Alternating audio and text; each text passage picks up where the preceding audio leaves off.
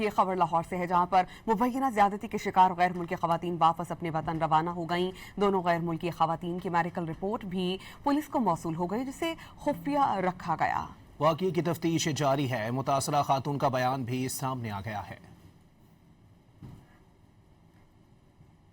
दो गैर मुल्की खवातीन को लाहौर बुलाकर मुबैना तौर पर ज्यादती का निशाना बनाने के वाक़े की तफ्तीश जारी है। पुलिस ज़राए के मुताबिक मुतासरा गैर मुल्की खवातीन को वतन रवानगी से पहले सिफारत खाने पहुँचाया गया।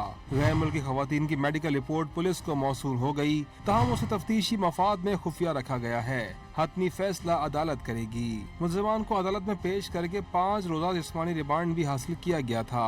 मुतासरा 40 साल हस्पानवी खातून का मजिस्ट्रेट के सामने रिकॉर्ड किया गया बयान भी सामने आ गया। मुतासरा खातून के मुताबिक वो 26 जून को अपनी साथी स्टेफनी के हमरा पाकिस्तान पहुंची। 29 जून को वो रात के वक्त लाहौर पहुंचे। रजादार लाहौर में एक घर में लेकर गया। पहली रात 4 मुसल्लह लोग आए और उन्हें बांध दिया गया। उन पर तशद्दुद किया गया और फिर एक शख्स ने ज्यादती की। रजादार और दीगर उनसे बार बार कंप्यूटर और पासवर्ड का पूछते रहे।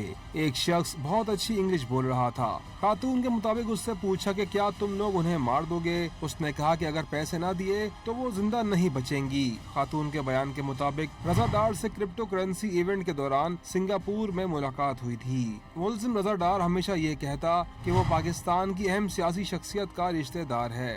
रजा के व्हाट्सएप पर एक साबिक सियासी शख्सियत की तस्वीर थी।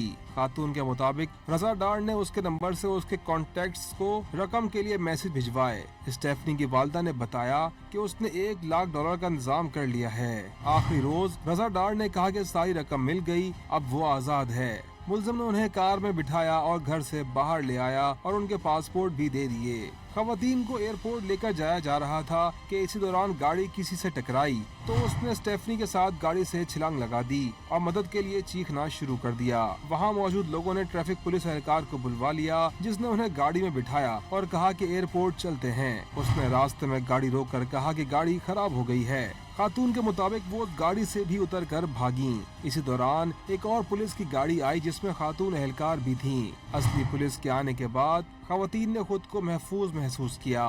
गैर मुल्की मुतासरा खवातीन के मुल्जिमान के चुंगल से फरार के बाद की अहम तस्वीर भी सामने आ गई। मुतासरा खवातीन ने भागकर एक दुकान में पनाह ली, जिसके बाद ट्रैफिक वार्डन को मामले का बताया गया।